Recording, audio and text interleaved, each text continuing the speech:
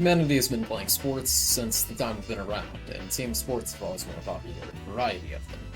Think about it. How many sports can you name off the top of your head with an emphasis on teams? Soccer, baseball, hockey, football, list goes on. When you think of one-on-one sports, there's usually one category that comes to mind.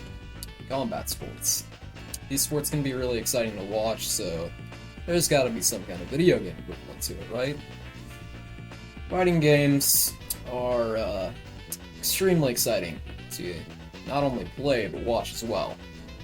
The amount of depth that goes into the reflex, thinking, and mechanics is insane. Take this clip, for instance. Give him a hand! Give him another hand! Oh!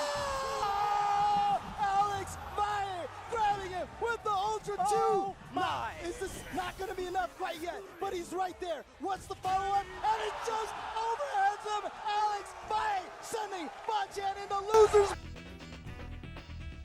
From what you've seen, fighting games offer accelerating gameplay and intensive moments you won't find anywhere else. We'll be going over fighting games as a whole, including their skill level, amount of depth, and common thoughts surrounding them.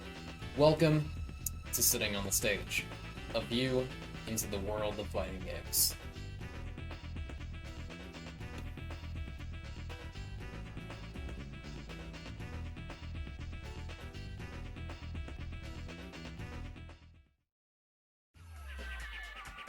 Despite what many people assume, fighting games are not combos, muscle memory. Famous theory from Ryan Lapp on states there are players of the body, the mind, and the soul. The players of the body have muscle memory and press buttons fast enough to do what they need to do. Mind players can remember the combos they need to, as well as the mechanics of the game they're playing. Soul players base their gameplay around counter-specific playstyles and are playing to get in the head of their enemies. Well, you aren't directly one type, you're always a mixture of them, and leaning towards one more and more as you play.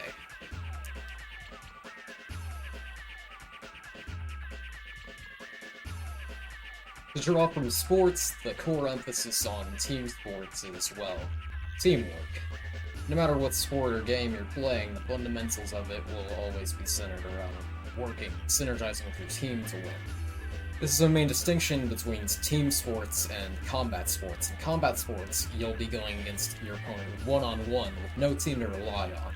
There's nobody to blame but yourself for your bullets, which make them the most accessible way to judge someone's skill against another by a competition. Fighting games draw from the same aspect. If you make a mistake, you're the only one to blame. One thing immediately noticeable in fighting games is the effects you'll feel from a loss. These effects can create a wall between yourself and improvement.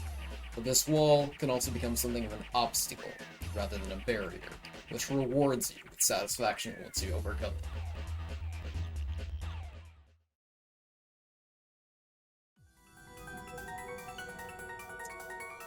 Practicing and pushing yourself at anything will always lead to your own personal improvement, no matter what it is you're striving for. Take working out. The more you work out, the stronger you'll become. You'll become buff day one, see yourself improving steadily over time. Same goes for fighting games. As you play, you'll learn more about the game, the ins and outs, rules and limits of your abilities, the mechanics the game offers. Anyone is able to pick up fighting games, but it takes dedication to master them.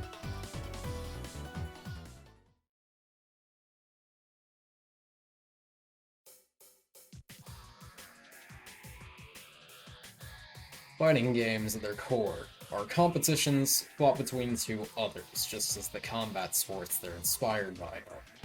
However, the amount of depth, mechanics, and overall thought that goes into them make them a true spectacle of their own.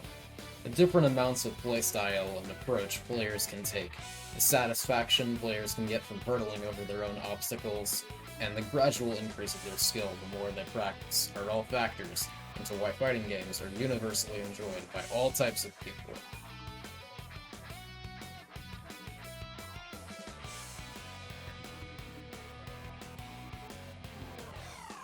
To conclude, fighting games are more than just distractions to waste time with. They're incredibly deep competitions full of nuances that make them so unique. This has been Sitting on the Stage, a view into the world of fighting games.